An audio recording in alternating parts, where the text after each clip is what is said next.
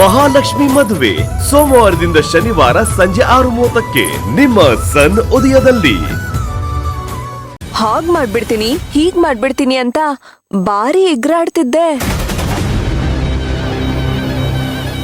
ಈಗ ನೋಡು, ಶಕ್ತಿನೇ ಇಲ್ದೇ ಇರೋರ್ ತರ ಹೇಗ್ ಬಿದ್ದಿದ್ಯಾ ಅಂತ. ಭಯ ಪಡ್ಬೇಡ, ನೀನೇನು ಜೀವನ ಪೂರ್ತಿ ಹೀಗೆ ಇದ್ಬಿಡಲ್ಲ. ಸೇವಂತಿ ನನ್ ಕೈಗ್ ಸಿಕ್ಕಿ ಅವಳ ಬಲಿ ಕೊಟ್ಟು ಅಖಂಡ ಶಕ್ತಿ ನಂದಾಗೋವರೆಗೂ ನೀನ್ ಹೀಗೆ ಇರ್ತೀಯ. ಆಮೇಲೆ ನೀನ್ ಸರಿ ಹೋದ್ರೇನು ಬಿಟ್ರೇನು.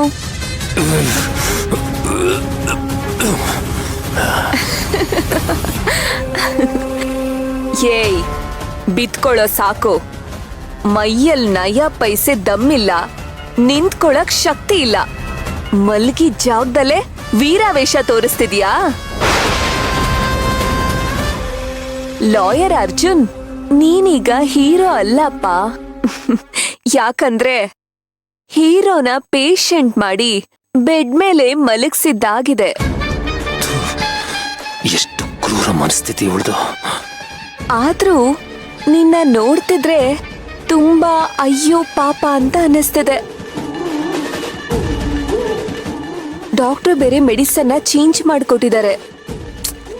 ನೀನ್ ಖಂಡಿತವಾಗ್ಲೂ ಸರಿ ಹೋಗ್ತೀಯ ಅಂತ ಮನೆಯವ್ರು ಎಲ್ರೂ ಅನ್ಕೊಂಡಿದ್ದಾರೆ. ಆ ನಂಬಿಕೆನ ನಿಜ ಮಾಡೋಣ ಅಂತ ನನ್ಗೂ ಅನ್ನಿಸ್ತಿದೆ. ಅದಕ್ಕೆ ನಾನೇ ನನ್ ಕೈಯಾರೆ ಊಟ ತಗೊಂಡ್ ಬಂದೆ. ತಗೋ, ತಿನ್ನು. ಹೇ, ನಾನು ನಿಜವಾಗ್ಲೂ ಕೊಡ್ತಾ ಇದ್ದೀನಿ, ನಮ್ಗೆ ಬರ್ತಿಲ್ವಾ?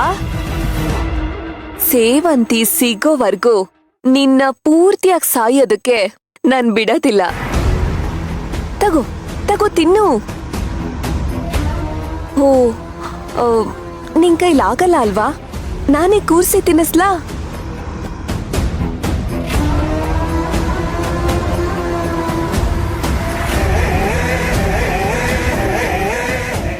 ಏಯ್,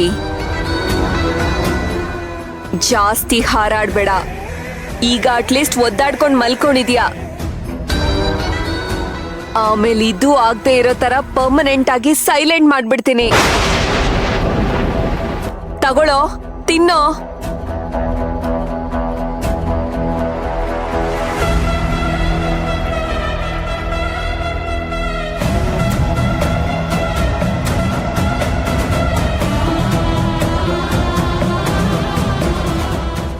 ದೇವ್ರೆ, ಅನ್ನ ಅಂದ್ರೆ ದೇವ್ರ ಸಮ ಅಂತಾರೆ, ಸಾಕ್ಷಾತ್ ಅನ್ನಪೂರ್ಣೇಶ್ವರಿ ಅಂತಾರೆ. ನಾನು ಏನಮ್ಮ ಪಾಪ ಮಾಡಿದ್ದೀನಿ? ಯಾಕೆ ನನಗಿಂತ ದುಷ್ಟರ ಕೈಯಲ್ಲಿ ಇಂಥ ಶಿಕ್ಷೆ ಕೊಡಿಸ್ತಿದೀಯಾ? ಯಾವತ್ತೂ ನಿನಗೆ ನಾನು ಅವಮಾನ ಮಾಡ್ದವನಲ್ಲ, ನಿನ್ ಮುಂದೆ ಮರ್ಯಾದೆ ಕೊಡದೇ ಇರೋ ಹಾಗೆ ನಡ್ಕೊಂಡವನಲ್ಲ. ಅನ್ನಂ ಪರಬ್ರಹ್ಮ ಸ್ವರೂಪಂ ಅಂತಾರೆ. ಆದ್ರೂ ನನಗೆ ಯಾಕಿಂತ ಶಿಕ್ಷೆ?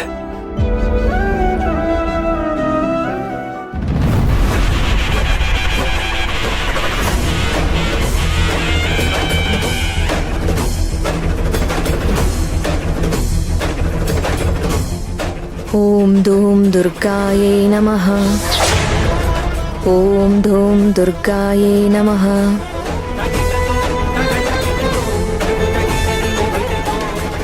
ಹೆದರ್ಕೋಬೇಡ ಅರ್ಜುನ್. ನೀನ್ ಹೆಂಡತಿ ನಿನ್ಗೋಸ್ಕರ ಸಂಕಲ್ಪ ಮಾಡಿ ನಿಮ್ ಮನೆಯವ್ರನ್ನ ಉಳಿಸ್ಕೊಳ್ಳೋದಕ್ಕೋಸ್ಕರ ಹೋರಾಟ ಮಾಡ್ತಿದ್ದಾಳೆ. ಯಾವುದೇ ಕಾರಣಕ್ಕೂ ನಿನ್ನ ಹೆಂಡತಿ ನಿನ್ನ ಸೋಲೋದಕ್ಕೆ ಬಿಡೋದಿಲ್ಲ. ನೀನು ಮತ್ತೆ ಸೇವಂತಿ ಅರ್ಧ ನಾರೀಶ್ವರರ ತತ್ವವಿದ್ದಂತೆ, ಒಂದೇ ಜೀವ ಎರಡು ದೇಹ.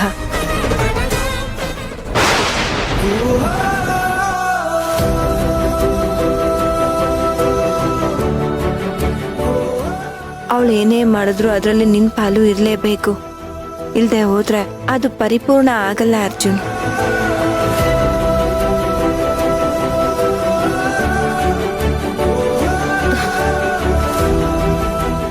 ಓಂ ಧೂಂ ದುರ್ಗಾಯೇ ನಮಃ.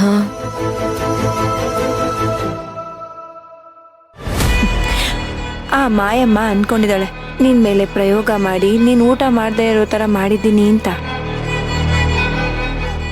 ಆ ಮೂಲಕ ಅವಳು ನಿನ್ಗೆ ತೊಂದರೆ ಕೊಡ್ತಿದ್ದೀನಿ ಅಂತ ತಿಳ್ಕೊಂಡಿದ್ದಾಳೆ. ಆದ್ರೆ ಅದು ಸತ್ಯ ಅಲ್ಲ.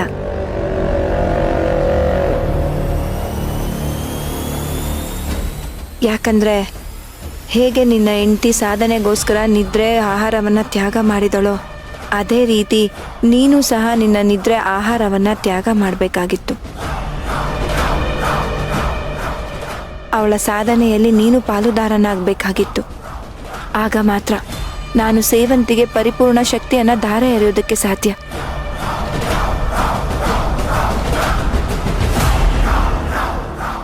ಅದಕ್ಕೋಸ್ಕರನೇ ನೀನಲ್ಲಿ ಊಟ ನಿದ್ರೆ ಬಿಡೋ ಹಾಗೆ ಮಾಡಿತು. ಈಗ ಗಂಡ ಹೆಂಡತಿ ಇಬ್ರು ನಿಷ್ಠೆಯಿಂದ ಉಪವಾಸ ಮಾಡ್ತಿದ್ದೀರಾ.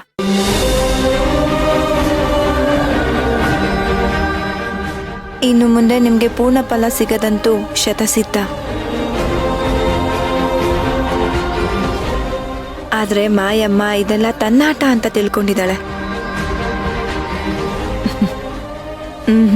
ಇದೆಲ್ಲ ನನ್ನದೇ ಮಾಯೆ.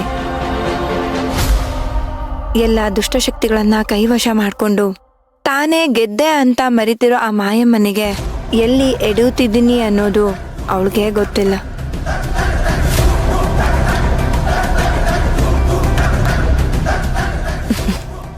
ಅವಳು ಎಣದಿರೋ ಬಲೆಯಲ್ಲಿ ಅವಳೇ ಬೀಳ್ತಾ ಇದ್ದಾಳೆ. ಒಳ್ಳೇದಕ್ಕೆ ದಾರಿ ಮಾಡ್ಕೊಡ್ತಿದ್ದಾಳೆ.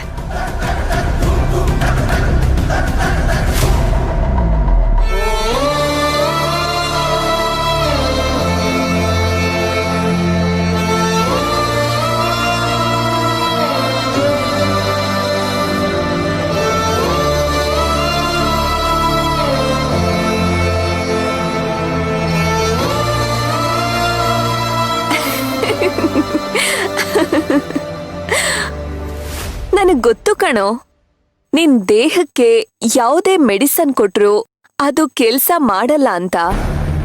ಯಾಕಂದ್ರೆ ನನ್ ತಂತ್ರ ವಿದ್ಯೆಗೆ ಆ ಪವರ್ ಇದೆ. ಈ ಮಾಟ್ಗಾತಿ ಒಂದ್ಸತಿ ಪ್ರಯೋಗ ಮಾಡಿದ್ರೆ ಯಾವ ಶಕ್ತಿನೂ ನಿನ್ನ ಕಾಪಾಡೋದಕ್ಕಾಗೋದಿಲ್ಲ. ನಿನ್ ಮನೆಯವ್ರಿಗೆಲ್ಲ ಭ್ರಮೆ, ಏನೋ ಮಾತ್ರೆ ಕೊಡ್ಸಿದ ತಕ್ಷಣ ನೀನ್ ಬೇಗ ಸರಿ ಹೋಗ್ಬಿಡ್ತೀಯಾ ಅಂತ. ಆದ್ರೆ ಅದು ಅವರ ಹಗ್ಲುಗನ್ಸು ಅಂತ ಅವ್ರಿಗೆ ಗೊತ್ತಿಲ್ಲ. ಪಾಪ, ನೀನು ಫಾರಿನ್ಗೆ ಹೋಗಿ ಟ್ರೀಟ್ಮೆಂಟ್ ತಗೊಂಡ್ ಬಂದ್ರೂ ಅಷ್ಟೇ, ನಿನಗ್ ಬಾಯು ಬರಲ್ಲ, ಕೈ ಕಾಲು ಆಡಲ್ಲ.